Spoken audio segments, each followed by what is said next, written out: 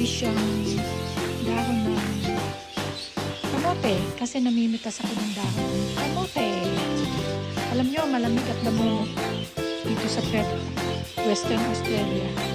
Pero paminsan-minsan, sumisingkat yung araw. Ayan, kapag maganda yung sikat ng araw, syempre nakakatuwa sa mga halaman. Pero at the moment, ayan, kapagaling ko lang sa swimming, tapos ayan nga, ulit ng itlog. Ngayon, kukuha tayo ng dahon ng, ano ba tawag dito, ng sweet potato, ng kamote. Kasi gusto ko magprito ng bangos.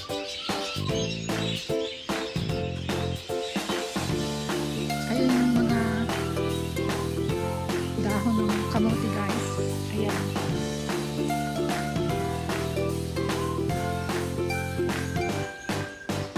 I-sprayan ko kasi nakikita nyo yung diba? May mga holes. It's been eaten by tiger. Out. Kinakain ng mga bugs. Dati-dati lahat yan, punong-puno ng sweet potato, pero nagte-take over siya, so kinatba ko muna. Oh my God, inalis ng asawa yung tanim na kalabasa, oh. Pinalitan niya ng silver beet. Punong-puno na kami dito ng silver beet. Ayan. Ayan. Doon sa kabila, tomato. Nakikita niyo naman, ayan. Ang laguna ng mga silver beet niya, oh. In between dyan, meron po tayong ano, nakikita niyo naman, ayan, oh. Yung snow peas. So, mangunguha tayo ng dahon ng sweet potato, kamote. Ito nga pala yung parsley ko. Dinadry ko yan, guys. Hindi na ako bumibili ng parsley sa labas. Kasi, gugupitin ko lang yan.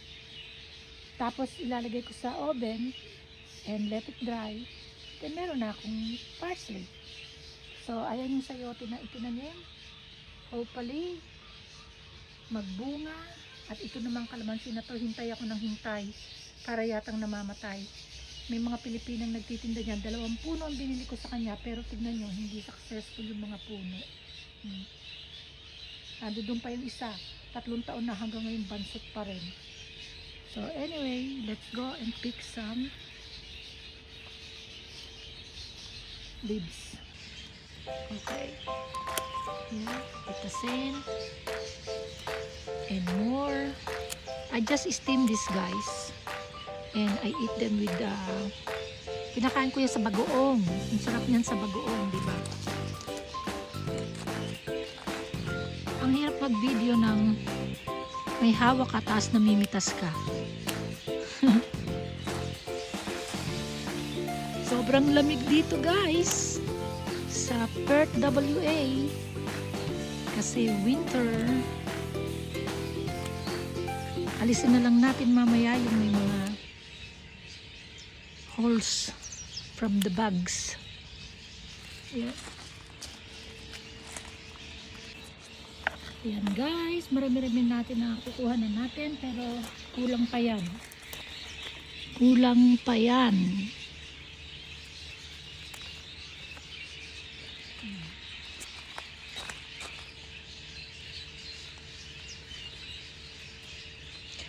In Australia, kapag ka summer, sobrang init.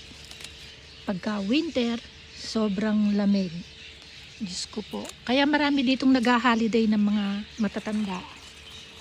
Kinukuha ng mga anak na nag-holiday o nakatira dito permanent. Tapos hindi sila nakakatagal, guys. Kasi yung lamig ng weather, they get sick. Hindi nila makaya. Ano pa naman ang mga matatanda, sakitin. So, anyway.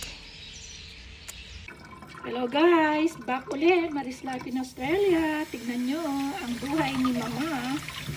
Kapipitas lang ng dahon ng kamote. Tama ba yun? Kamote? Kamote nga. Alam nyo, pati nagal-tagal ko dito sa Australia. Hindi ako nag-aarte, pero Kuminsan talaga yung ibang language, nalilimutan ko na. Kailangan talagang titigil ako at isipin kong maigi kung ano ba yun, kung ano ba tawag doon. So anyway, ayan na yung ating mga dahon. Ito na rin yung itlog. Ayan, fresh. You can't complain. Ha?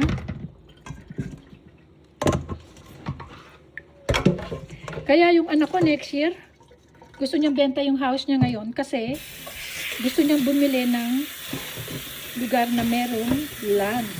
Kasi nga naman, pag may land, syempre, makakapagtanim.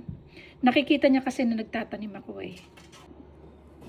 So, ayan guys, meron na tayong dahon ng kamote. Ngayon, magpiprito tayo ng, kita nyo, nalimutan ko ano tawag doon. Bangos. Bangos. Itabi muna natin itong mga itlog na na-collect natin. Ayan. Ang dami nang nabawas dyan kasi pinagbibigyan ko ang aking mami, ang daddy, at saka yung anak ko. Ayan. May choke milk pa. Sarap nito. I remember, I was a young girl, sa Pilipinas. Every weekend, may delivery kami ng Magnolia, chocolate Magnolia. I was naughty. Nuna ako mga kapatid ko, akong unang iinom. Pagdating dito, kahit itong edad ko na ito, tignan nyo, matakaw pa rin sa choke milk. Ito yung ating bangos, guys. Alam nyo, dito, makakabili kayo ng frozen na bangos. The only thing is you don't know how long it's been in the freezer. At makakabili rin naman kayo ng fresh. To tell you the truth, hindi naman ako masyadong mahilig sa sa isda. I find it so hard to eat. Lagi akong natitinik. Hindi ako magaling kumain ng isda. Pero ngayon magpiprito ako ng bangus dahil I just feel like some steamed okra. I've got here some steamed okra and bangus. So ayan, pinapainit na natin yung kawali. I-steam natin tong mga gulay. Buksan natin yung kalan. Ayan. And then, steam the okra, the leafy kamote, and prito the bangus. Ayan, aaso na ang ating frying pan. Madulas yung kamay ko. Ayan guys, tingnan nyo. Gumagamit tayo ng moro oil. Virgin olive oil. Unahin natin yung buntot.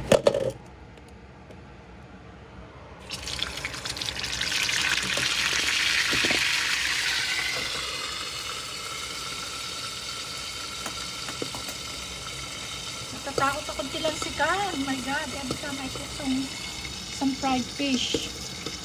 Lagi ko talagang tinatakpan ng ganyan. In the meantime, matagal pa naman bago maluto yun, kumain muna tayo nitong healthy, crunchy granola and yogurt with strawberry. Nakain ko na yung strawberry. I'm not really keen on this as well, Hindi rin ako mahilig sa mga ganito. Pero my husband introduced it to me and it's not actually bad. It's actually a healthy breakfast. Raw oatmeal yata yan eh.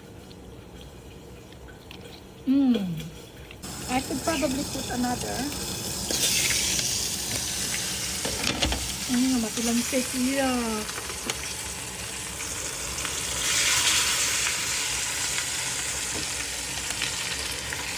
Ay, nakita niyo na, nakatakot. Nagbalot na ako ng cloth. Naku, pipilansikan ako niyan. Dapat pala pinutol ko yung buntot niya. Ay! Naku guys, talagang ito na nabot magluto ng isda. Ay! Pasensya na kayo.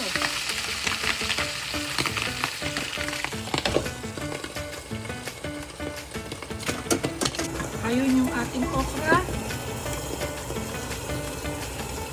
Ilagay na rin natin itong dahon ng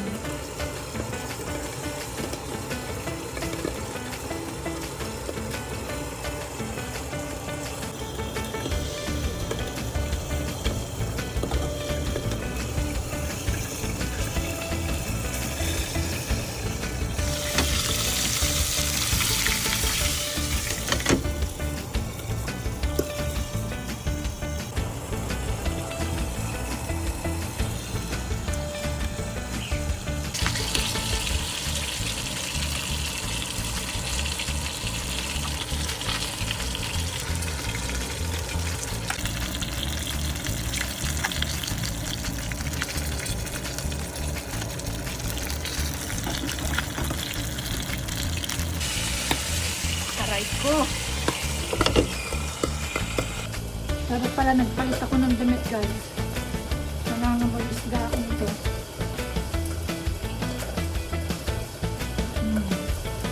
Kain na to.